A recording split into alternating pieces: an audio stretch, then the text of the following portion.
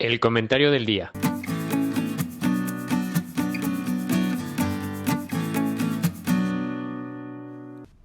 Juan Araque Contreras presenta el populismo y el terrorismo político.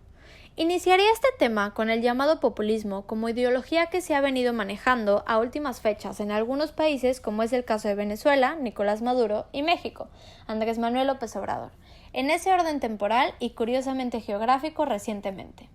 Para mejor proveer, se dice que una ideología es un conjunto de ideas y discursos admisibles, en principio, que tienen como finalidad describir el modo en que debería de estructurarse una sociedad, o bien, se dice que es un intento más o menos coherente de ofrecer respuestas a un conjunto de preguntas extremadamente diversas acerca de la organización deseada o ideal de la sociedad.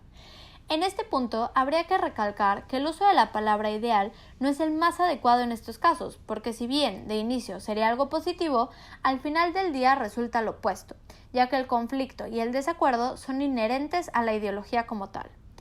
En el primero de estos dos países se encuentra Nicolás Maduro, sucesor de Hugo Chávez, de la misma calaña, ambos con las mismas características en cuanto al ejercicio del poder, en el tiempo y en el espacio violadores de la ley y de los derechos humanos, destructores de instituciones de todo tipo, propagandistas de ideas mesiánicas, enemigos de la democracia, con una dimensión política y económica fuera de la realidad, ególatras, etcétera, etcétera, etcétera.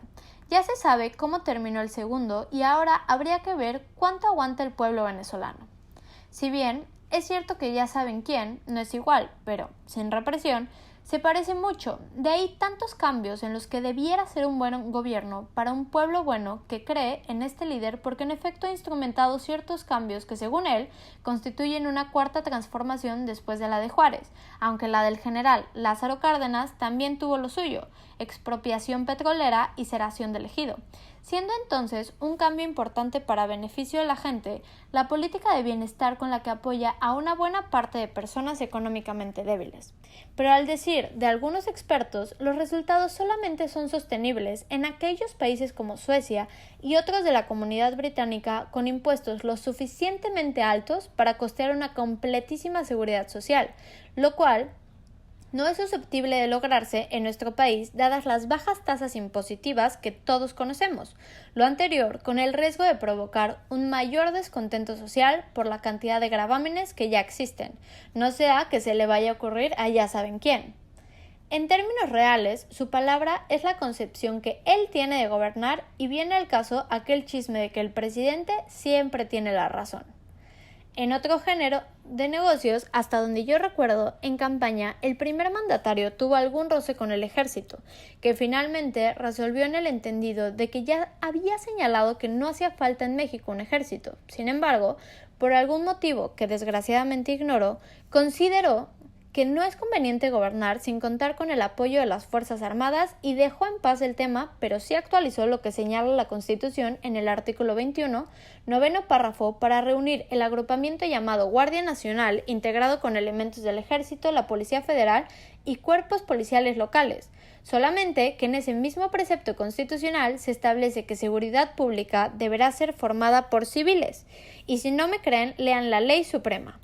Poco tiempo después, tratando de cubrir otro flanco, decide crear un aeropuerto para la Fuerza Aérea. Costara lo que costara, aunque hubiera que enterrar un cerro o loma que estorbara, y obtener el objetivo que necesitaba de protección estratégica y economía presupuestaria, y como réplica procedió a la cancelación del nuevo aeropuerto internacional de la Ciudad de México, resolviendo este entuerto, y amplía la Terminal 2 y ahorra algunos miles de millones de pesos para lo que se pudiera ofrecer, como la construcción del Tren Maya, con una encuesta a mano alzada, desde luego no como lo señala la Constitución. Y finalmente, el circo, maroma y teatro de la filtración de uno o varios videos sobre el caso Lozoya que eran evidencia en el proceso correspondiente, pero como ya son públicos, pues ya no son evidencia, ¿o sí? Decía un eminente penalista de la UNAM que no existe prueba más falsa que la testimonial, porque se acomoda al gusto de los litigantes, que es como pudiera estarse manejando por parte del testigo protegido o colaborador, que ya soltó la sopa, si no toda una parte, en la que se mencionan algunos figurones que de inmediato saltaron para protegerse contra posibles citatorios por parte de la Fiscalía General de la República, con la participación de la Unidad de Inteligencia Financiera, creo yo. Sin embargo, la reforma penal de 2008 establece en el proceso penal acusatorio la presunción de inocencia, es decir, una persona es inocente mientras no se pruebe lo contrario. Entonces, ¿por qué exhibir a los presuntos responsables? No omito mencionar que estoy en contra de la corrupción y que si efectivamente la hubo, se castiga a los responsables con la justicia y la ley en la mano, y no con la política o a través de los medios de comunicación, constituyendo lo anterior una especie de terrorismo político, por aquello de qué sucederá el año que entra y que comienza a fin de año. Saludos como siempre y que Dios los bendiga. Juan Araque Contreras presentó El populismo y el terrorismo político. Recuerda seguirnos en Twitter como @comentariodd, cada semana nuevas columnas de opinión y programas de análisis completamente en vivo.